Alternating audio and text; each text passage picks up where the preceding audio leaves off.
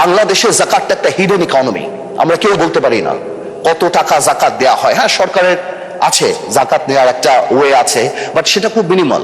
আমি মনে করি বাংলাদেশে মাননীয় স্পিকার একটা ডাটাবেস থাকা উচিত, প্রত্যেকটা নির্বাচনী আসনে কারা জাকাত নিতে পারে সেই নামগুলি একটা ডাটাবেসে রাখা উচিত, যাতে করে আমরা যেই জাকাত দিতে চাই, ইভেন কি প্রবাসীরাও যদি জাকাত দিতে চায়, তাহলে ওই ডেটাবেস অনুসারে তারা ওই জাকাতটা পৌঁছে দিতে পারে।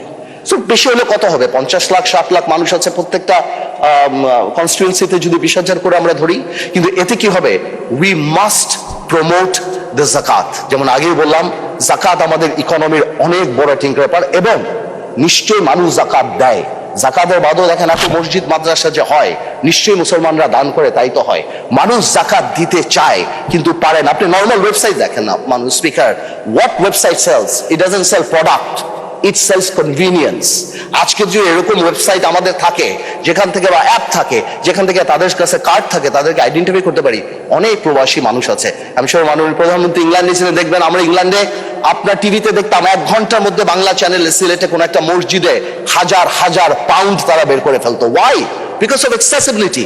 আমার মনে হয় যারা জাকাত প্রাপ্য তাদেরকে আমাদের এই সুযোগ করে দেওয়া উচিত, যাতে জাকাতটা আরো অনেক পপুলার হয়। অ্যাট দ্য সেম টাইম আমি প্রপোজ করব যে একটা সংসদের জাকাতের বিষয় নিয়ে আন্দালিব রহমান পার্থ যে কথাগুলো তুলে ধরলেন, আপনারা ইতিমধ্যে শুনতে পেয়েছেন।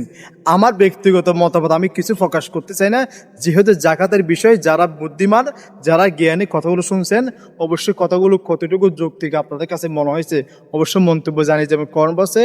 পারলে এই ভিডিওটা অন্যকে দেখার সুযোগ করে দিতে পারেন আপনার একটি মূল্যবান শেয়ারের মাধ্যমে। আল্লাহ হাফেজ।